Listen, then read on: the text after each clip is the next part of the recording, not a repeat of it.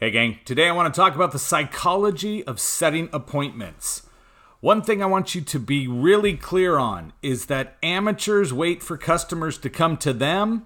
Professionals are the ones that fill their calendar with appointments, even if that appointment is for you to prospect. So I need you to get into your calendar, pull it up, and let's look at it. Here's what I want you to look at. If you pull up your calendar right now, and in your calendar you're looking at absolutely nothing for the week. Okay, shame on you. We need to get in here and fix that. So we need to start prospecting till we can fill up our calendar. But here's what we're going to do. After you start setting appointments, we need them to do what? I need my appointments to show up. Okay, I need them to be there. And guess what? Things happen to people. They do spend a lot of their day doing things other than worrying about your appointment and what they're going to do. Whether it's real estate, whether it's mortgage, they're coming to your office. If it's at a dealership where a lot of my people are showing up occasionally, okay, and you're looking to try to beat your 50% show percentage. And I will tell you that the people that are most successful are the ones confirming their appointments. When do you confirm it? I confirm it all the way up until it's time for them to be there. But typically, within an hour of the appointment, I am on the phone texting, I am on the phone calling, and I am letting them know that it matters. But there's a psychology to setting appointments. There's a psychology about getting them to show up when you want them to. You have to identify an appointment time. You then have to take that appointment time and you have to reiterate how important your time is to you. Okay, that's something I need you to really understand, is that if you don't respect your time, neither will the prospect. So it's up to you to treat your time like it matters. Look at it two different ways. You can go ahead and set yourself up an appointment and go to your doctor. Well, with the way things are set up today, what are you going to find out? You set an appointment for your doctor, it's going to be 3 weeks or a month away from today, so you'll be better by that time. But if you're going to be going to the doctor's going to set up a time for you to be there. You will be seen within a certain amount of time, typically 30 to 40 minutes of that doctor's appointment that you're at in the office. Okay? And you know that. And so if you set an appointment and you show up, you know it's within an hour you're going to be seen by that doctor. Then you have the approach of, let's go to the emergency room. You go to the emergency room, you're talking hit or miss whether or not you're going to be seen within 3 to 4 hours. And you're probably going to end up walking away with a cold or something else that you got from somebody while you were sitting there. Okay? But the reason why is because the answer for the emergency room doctor is, hey, we're here, just come on in. Now, how many times have we told somebody that? Where we told a prospect over the phone or in an email or a text that said, hey, I'm here till 9, so just come on in and ask for me. Okay, that means you don't respect your time, which means they don't have to respect your time. And the worst part is with that fake appointment that you set yourself, because let's be real, you are totally BSing yourself into thinking you have a real appointment. So you don't have an appointment, but I want to sit down and say, hey, you know what? If this person is going to show up and this person is going to miss their appointment, right? It is a total crapshoot on what's going to happen. Those are my two options.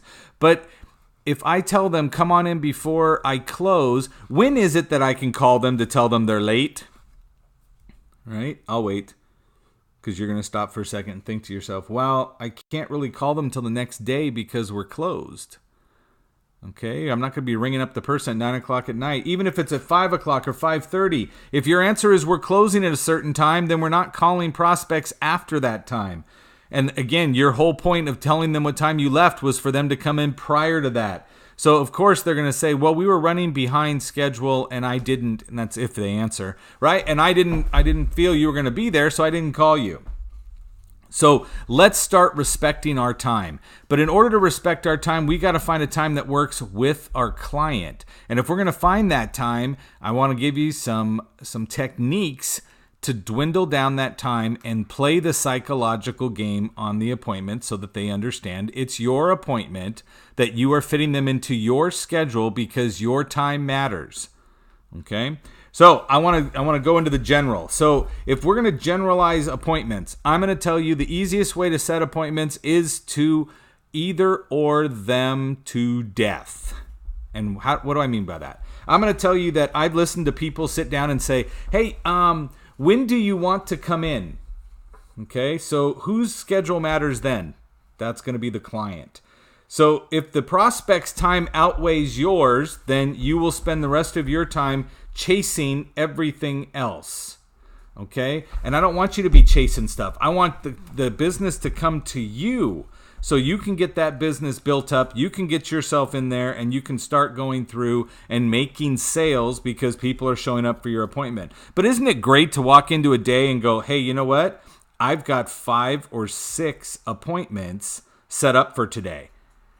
And if you're going to be in a traditional if you follow the way we're doing this, a 70% show ratio or higher, that's going to make it money for you, right? So I got 5 or 6. If I have 6 appointments set, I'm going to have 4, if not 5 of them show up today. And I know I'm going to be making deals.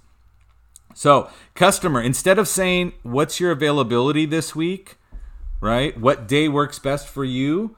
Because remember, all these people are going to do is they're going to stop and they're going to look up into the sky because that's where that imaginary calendar is in their mind. And they're going to start filling in the days. And they're going to start telling you when they're booked. And your question was, when are you open? But they've got to fill that spot. They got to go in there and say, this is what is occupied so I can tell you what's left. So it's not a good way to do things, and it leaves it up to them. But we got to sell something today, right? Isn't that the whole point of what we're doing, is to sell something today? Sales is a game about what can you do today, not about what's in the future. I do want to sell in the future, and I will set up appointments in the future so that I can sell on those days as well. But I'm worried about what kind of deal can I create for myself today. So I'm going to sit down with the customer and I'm going to say, hey, what's better for you later this afternoon or this evening?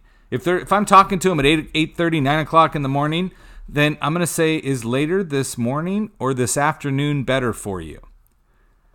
Okay. If I said, hey, what are you doing next week? And you started rattling everything off, you got to see your whole calendar for the week. But if I said, what are you doing Wednesday at 7 p.m.? Isn't that a lot easier to focus one time and one day to see what's going on? So when do I want to sell something in the sales world? I want to sell it today. So I'm going to tell you right now, what am I going to do? Hey, are you available later this afternoon or this evening?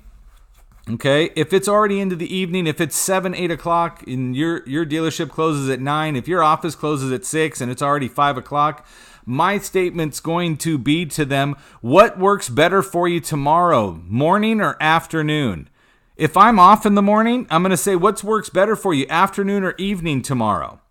And I'm going to start playing that game, bouncing back and forth with the times. Now, I'm going to play this out all the way through so you can hear one go on, right? The customer is on the phone. I'm talking to them and I said, hey, what's better for you, later this afternoon or this evening? The client says, well, it's going to have to be this evening. And again, this is the wrong way, right? Most people jump in and go, well, I have, a 5 o'clock or a 6 o'clock, or they make up total BS times. They go, well, I have a 6:30 or an 8:40. And you're like, what is that about? So you're occupied in between? Nope, I ain't got nothing going on. Well, then I understand making yourself sound busy, but if that customer can only come in around 7, they're going to say it's not going to work today. Let's look at tomorrow. So I'm going to play the game of psychology. Now, if you are a one-person show, okay, that means it's you and you only. Be careful about double booking. If I'm working in an industry where I can split deals with other people, then I'm going to double and triple book myself every single chance I can. Because if they don't have anything to do, they're going to work my client for half of the commission.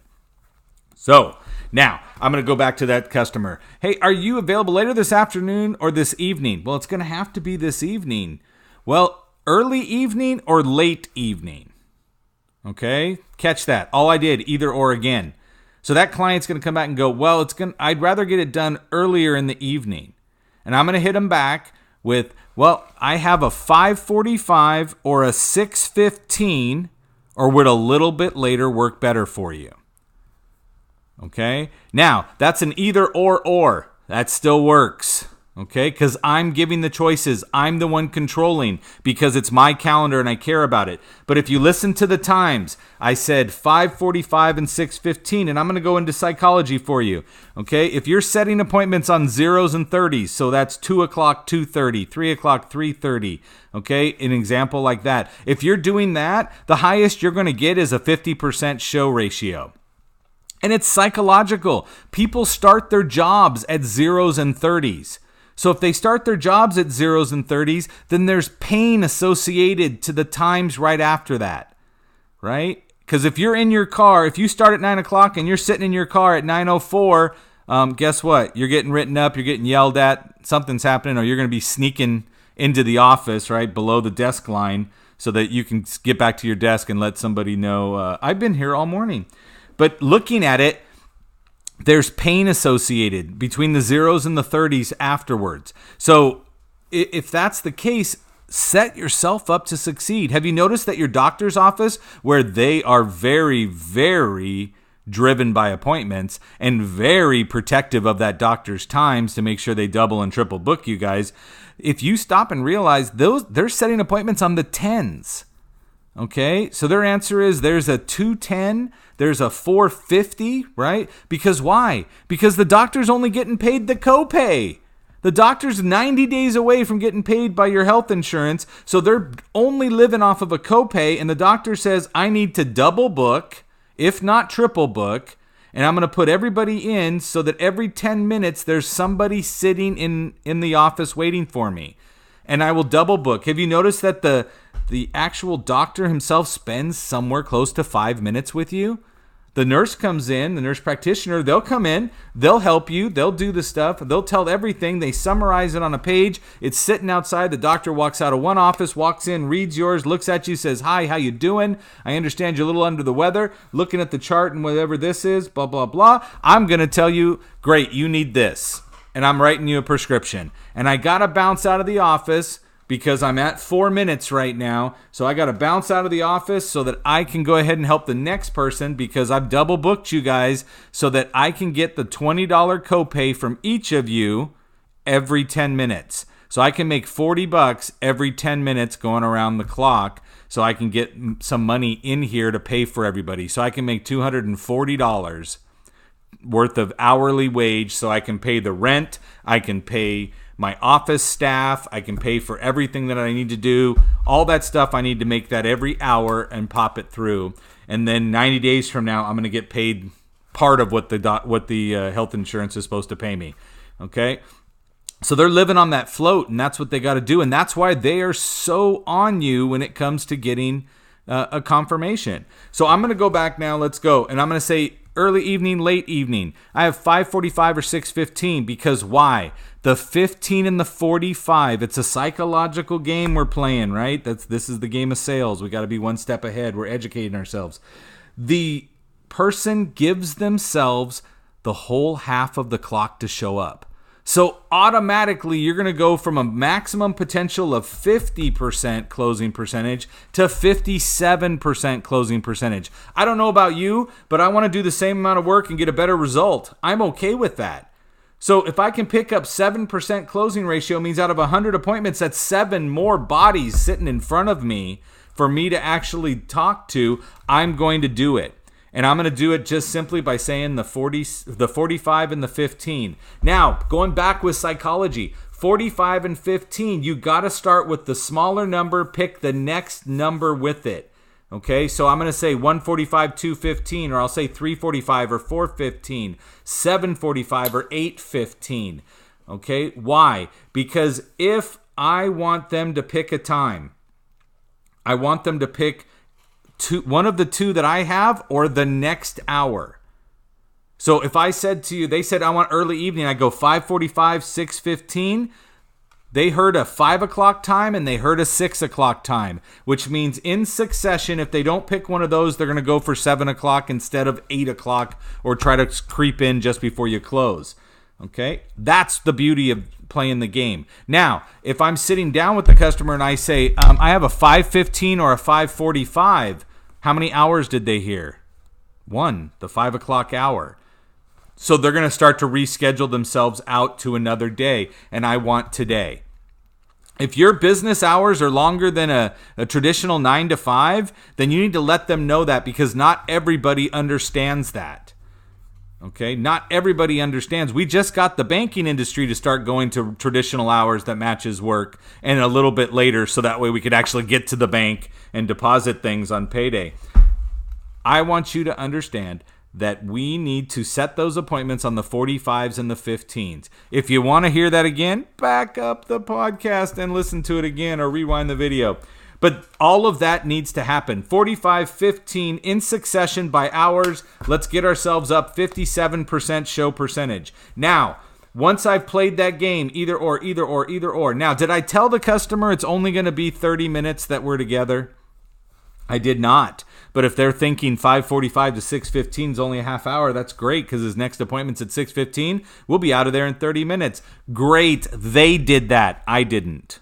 Okay? I'm just trying to build my schedule for the biggest show percentage possible, because I know I can close once they get here.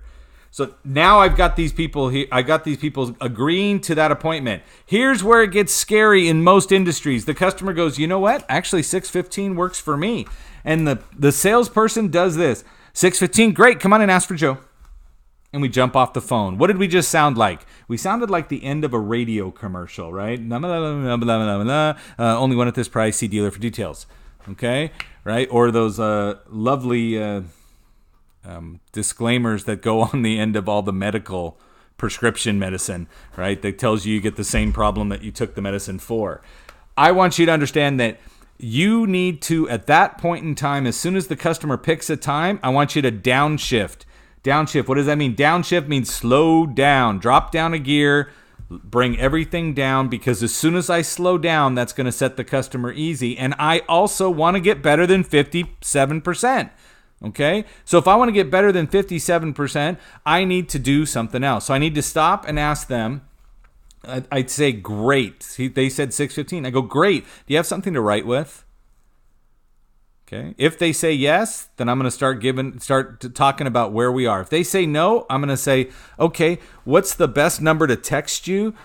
The address and my information and all your appointment information for this evening.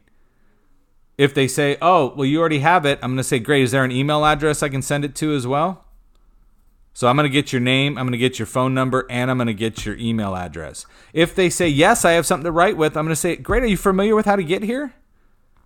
And whatever they say, if they say yes, and a lot of people do this, guys, they're on the web. They're out there surfing the web looking for somebody. They find you, and you're going to turn around and tell them, yes, but they're looking at multiple websites, and they may be on a competitor's website. I'll tell you right now, in the dealership world, I've sent a lot of people to my competition because I didn't do this, and this is why I do it every time now. So the customer says, yes, I know, and I say, fantastic. So you know we're right off the 5 freeway at Golden State. And they say, I was looking at the wrong one. Yes, okay, I do know where you are. Okay, or they go, absolutely. But I'm going to say it as if I'm just reminding them, and I'm very happy that they know where I'm at. I'm not going to go, are you sure? Do you know that it's this, this, and this? No, I'm going to sit down and just simply go, great, so you know we're right off the 5 freeway. Okay, Burbank Boulevard, blah, blah, blah. And they're going to say, yes, they do. And I say, great, it's very important when you arrive that you come in directly to the receptionist and let them know that you have an appointment with me. Again, here's my first name, here's my last name, and I will spell it out to them.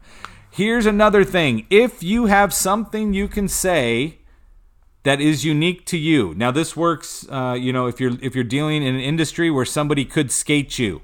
And if you don't know what skating means, it means your appointment shows up, somebody else takes it and forgets to tell you, and then later on you have to find out that your deal is half while you're waiting for a customer. So I always tell them, I'll say, come into the receptionist, let them know you have an appointment with Big Joe. So when they say Big Joe, they automatically remember who I am, plus they wrote it down. Now make sure the receptionist knows who you are. I had a guy that used to work for me, looked like Santa Claus, and he had red hair, and he used to tell everybody, you come in, don't even ask for my name. You just walk in and ask for the best looking redhead in the dealership. Okay. Now, when they got there and he walked out looking like Santa Claus, what did he say? I'm the only redhead in the dealership. So it worked for him. So that's what I want you to understand. Get it? You're going to drop into that point in time. I'm going to say, great, please go directly to the receptionist. Let them know you have an appointment with me. Again, my name is Joe Ingram, spelled Ingram. Okay? Now, Mr. Client, Mrs. Client, okay, Mrs. Prospect, if for any reason you are running late or you need to reschedule, can you please give me a call? Okay, there's 3 E's in please, people. That's what I want you to understand. I have to stop. I'm going to pick up another 8% of closing percentage. 8% just from that line. Just from saying, if for any reason you're running late and you need to reschedule, can you please give me a call? That alone picks up 8%. Now, again, did I work any harder? No, I said one line on the phone. Now, that person, I need to wait until they answer me and say yes. Okay, they did a whole psychological study that once somebody commits to you and says something, that's when you're going to end up with that person committing to you. And do you really want to sit there all day by yourself for no reason? I don't want to. I would love if they're going to run late, they call me. If they're not going to show, they call me. So I need their buy-in. I'm going to tell them, yes. Okay, so if for any reason you're running late, you need to reschedule, can you please give me a call? Yes, of course, Joe, I would do that. Fantastic. Looking forward to providing you with first-class service. I'll see you tonight at 6:15. And then I get off the phone.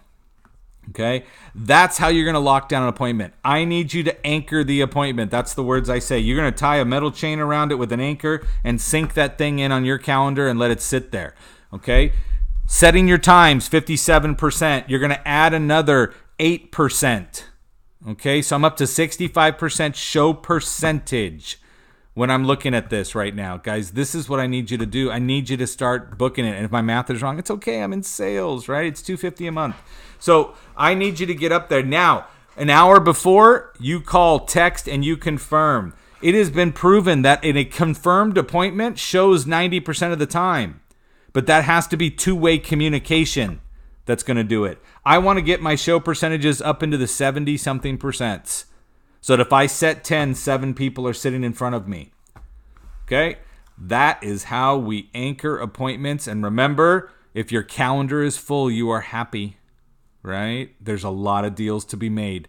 An empty calendar means there's a lot of downtime and a lot of time for you to do things that are wrong, that are not IPAs. And I don't mean beers. I mean income producing activities. My buddy Art Lewin taught me that and beat that into my head. What are you doing today that's an income producing activity? Prospecting is that. Following up on your database is that. Getting referrals from your clients, that is definitely there. Okay? I want to say that thanks, and go out there, set some more appointments.